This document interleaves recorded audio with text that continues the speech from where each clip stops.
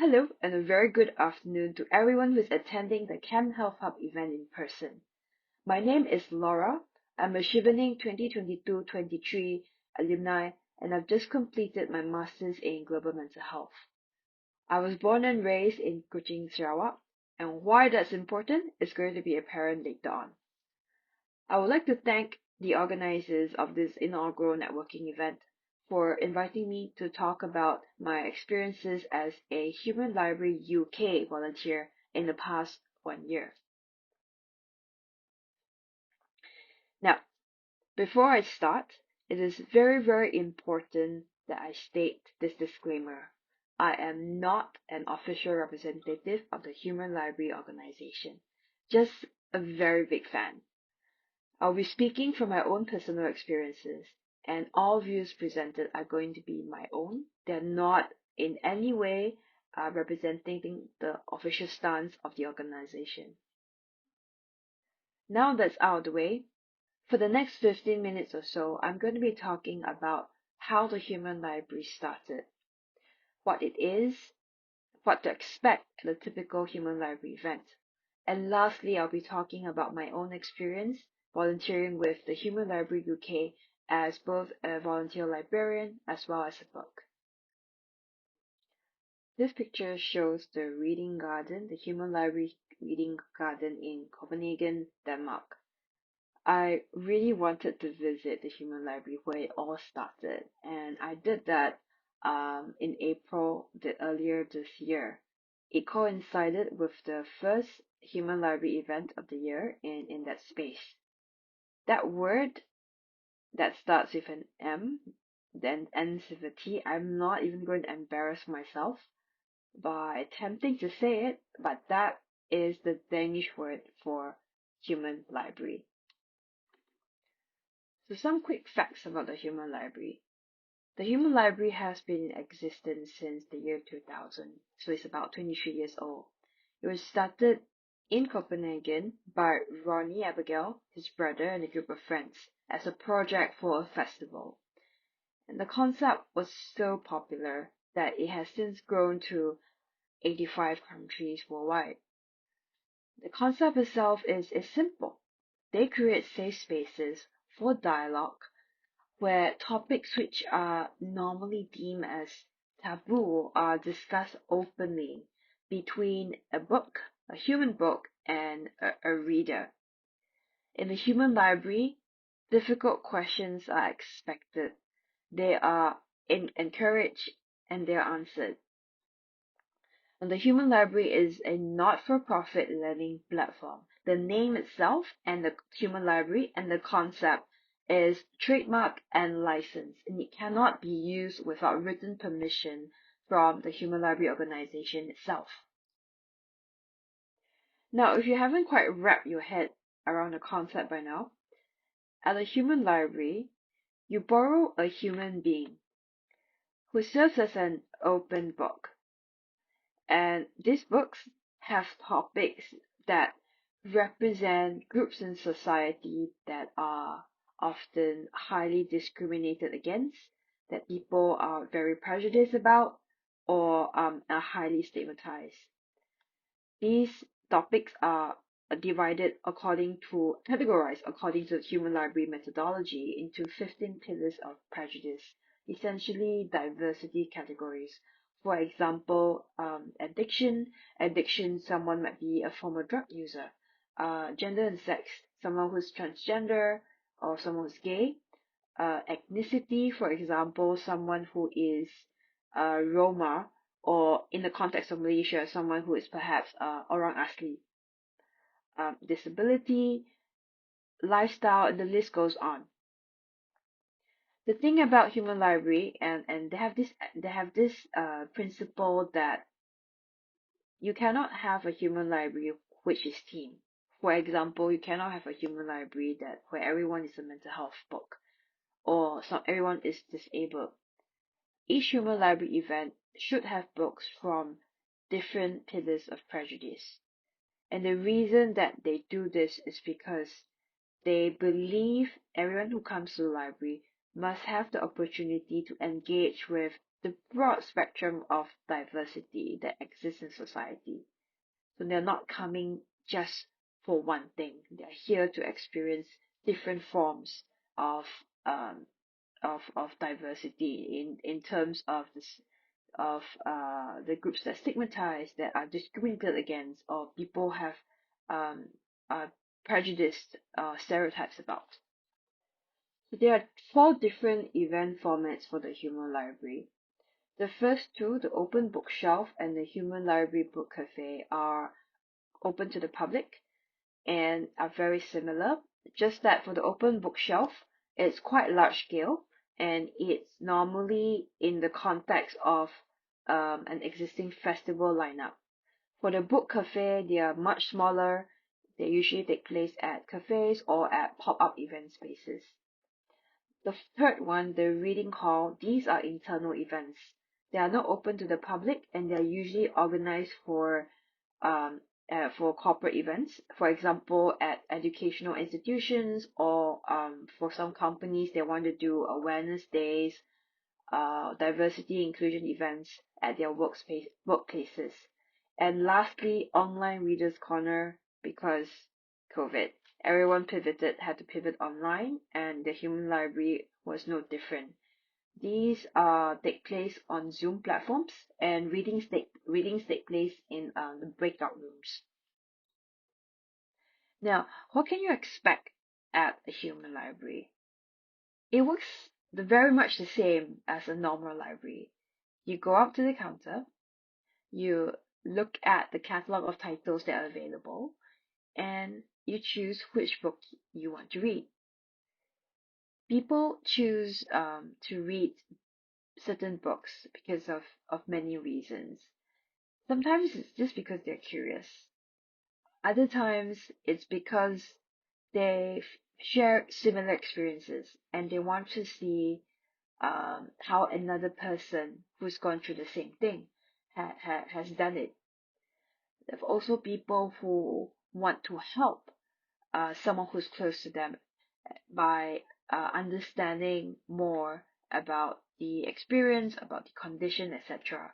For example, someone who has an autistic child maybe may choose to read a book who's autistic, sort of understand what are the similarities, or how can they better help and understand their own loved one. So step number two, the librarian will then bring you to the book that you have chosen to read. You will sit down, introduce yourselves to each other, and engage in a conversation for about 30 minutes. That's kind of the maximum. During this conversation, you're encouraged to ask questions. Difficult questions are expected, they are encouraged, and they will be answered. However, the book is in control of the conversation, and they can choose to say that I prefer not talk about this. The terminology is that chapter of my book is not being published, or has been withdrawn from publication, for example. They always stay very much on theme. Library, the library terminology, the book terminology is quite cute. So step number three, when you finish the conversation, hopefully you will have walked away, having learned something and having unjudged someone. So the purpose of these conversations are not to convert you. They are not to change your mind. They're simply to help you to begin to understand the person behind the label. Each person, each book represents their own personal experiences, not that of of the entire community. For example, someone who publishes under the title Muslim, they are telling people about their own experiences. They are not representing the whole Muslim community. This is very powerful because we have had, I remember I was a librarian, there was a transgender book, and there was a man who came to read her. He was a Muslim. At the end of the conversation, what he told me was that I still think that being transgender is against my religion. I still think that it's wrong, but I also think that after having talked to her, that she's a good person, and that experience is so powerful. I first heard about the Human Library in 2016, way before I came to the UK. And I remember watching this Facebook video about the Human Library and getting really excited. I was thinking, why isn't this happening in Kuching? Why isn't anyone bringing this to Kuching? It's such a beautiful concept. I was lucky enough to meet a group of like-minded individuals who were as excited as I was, and we worked together to bring Gamit Kita to life. Gamit Kita was inspired by the Human Library, and we ran it as more or less a social experiment because we were not sure how receptive our local community was going to be. And Gamit Kita, the name means me and you in Bahasa Sarawak. We specifically chose the name because we wanted to reflect our strong ties to our local community. Now, fun fact, this guy right here, Nasrin is a 2018-2019 Chevening alumni, and he was instrumental in helping me bring Gamit Kita to life. We ran Gamit Kita as an annual event from 2016 to 2018. And the reception and support that we received from our local community was beyond our expectations. It was beautiful. From the people who sponsored our venue to the volunteers who so selflessly volunteered their time and their energy and their money even, and embraced this strange concept, this very new concept. From the people who came and enjoyed these conversations with strangers and learned to sort of challenge their prejudices and their stereotypes. And as you can see from the screen, we had a very wide range of um, titles, of labels. You could see the deaf person. We had mental health, living with anxiety and depression. We had some health conditions, the thalassemia kid, Parkinson's fighter. We had someone who had immigrated from Syria to Kuching, and we had someone of mixed ethnicity, the Chindian, and all of these people are wonderful people. They have since become many of them have since become friends and good friends and allies and colleagues even.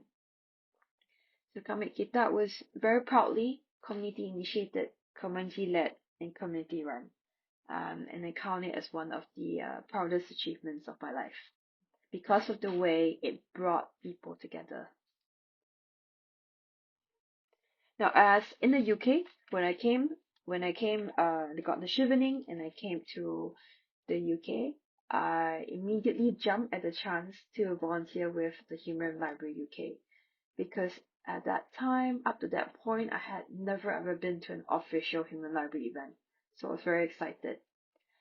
I volunteered as a librarian, had about 8 events, one open bookshelf, one reading hall, which is a corporate event. It was also the first time that I volunteered as a book that published under the titles Depression and Anxiety. Also done 6 book cafes in London as well as in Norwich. Now, why do I volunteer with the Human Library and how has it made me a better healthcare professional, I would say? The first is that the Human Library experience has helped me challenge my prejudices and preconceptions. It's helped to push the boundaries of my comfort zone. It's very weird. There are lots of things that we want to know, but we would never dare to ask under ordinary circumstances. For example, speaking to someone who is transgender, speaking to someone who is a sexual assault survivor, domestic abuse survivor. When I look at these titles, certain images come to mind. And because of my preconceptions, because of how media has shaped stereotypes, but when you're sitting down and talking to that person and they don't fit that image in your head, that's when you realize how damaging preconceptions can be and how limiting they can be. The second reason is that the human library experience strengthens empathy through human to human connections. In this day and age, how many of us are able to sit down with a stranger or with anyone really and give them that gift of undivided attention for 30 minutes? When you're not looking at your phone, when you're not thinking about something else, but you are genuinely listening to another person and understanding and seeking to understand them. As a healthcare professional, as a mental health advocate, I strongly believe in the value of lived experience. You can read about something. You can watch a video about it even. You can watch a YouTube video. You can watch, TikTok or whatever. But it's not the same as sitting down with someone and understanding and seeking to listen to them and understand who they are as a human being. And number three, by going through this human library experience, I've grown to understand how more alike we are than we are different. Come to understand the commonality of human experiences. We may be living in different countries. We may be living different genders, different ethnicities, different religions, but we've all had similar experiences of pain, of grief, of rejection, of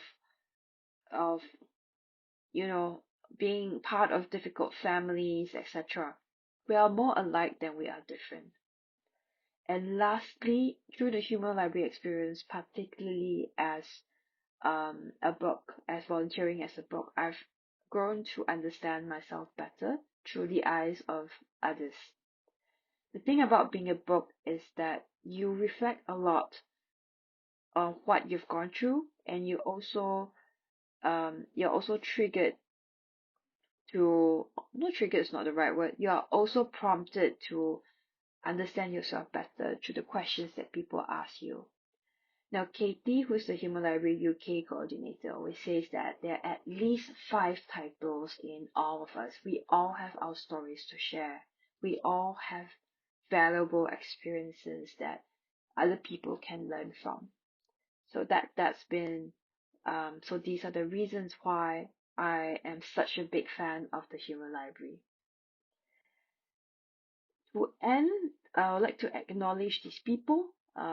Katie, who is the coordinator, Busy, who's the London depot manager, Hannah, Susie, Jacqueline, Diana, Mariam, and too many others to name. These people have made my experience with the Human Library UK that much more fun, and I definitely have no regrets spending time with them in this past year.